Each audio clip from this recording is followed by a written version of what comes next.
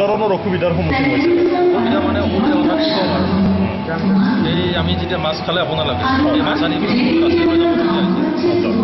মই যোৱা মাহতে গ'লোঁ ৰিক্সা এখন লৈ পিনে ইমান কষ্ট আপোনালোকে নিজে নিজে পাই পাইছে তথাপি এই মাছ খাই ৰাইজে ভাল পোৱা আনন্দিত হ'লোঁ। বেছি এটা দুখ লাগিলে আমাৰ আইতাৰ ঘৰৰ পোহনীয়া এই গাহৰিটো টমটমৰ নামটো তেখেতে নিদিবলৈ কৈছিলে লাষ্ট সময়ত তেখেতে নিদিবলৈ কৈ দিলে। আমি শুনামতে গাহৰি বোলে বহি আছে। হয় হয় হয় হয় হয় কথাটো হয়। কিমান দিনৰ আগত আনিছিলে? হয় কিমান দিনৰ আগত আনিছিলে?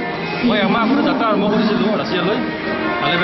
কালি আহি পালোঁ আৰু এই যে ইমান ডাঙৰ অনুষ্ঠান এটা পৰিচালনা কৰিলে আপুনি যথেষ্টখিনি কষ্টৰ সন্মুখীন হ'ব লগা হৈছে।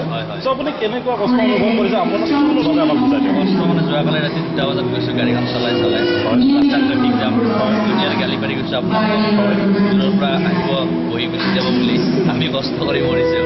সেইটোৱে বাকী খানাখিনি ভাল হোৱা বুলি যদি কয় ভাল পাম।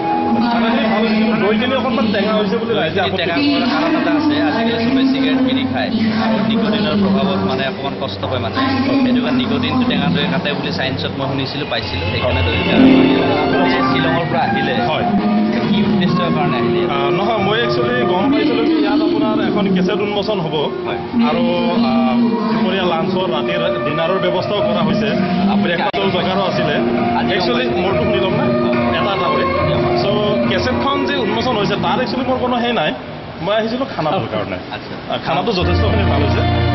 এই কাৰণে মই খাদ্য যোগান বিভাগৰ আটাইকেইজন সদস্যক মই ধন্যবাদ জ্ঞাপন কৰিম। খাদ্য যোগান বিভাগৰ কাৰণে দৈখিনি অকণমান টেঙা দৈ খুৱাইছিলে ৰাইজক।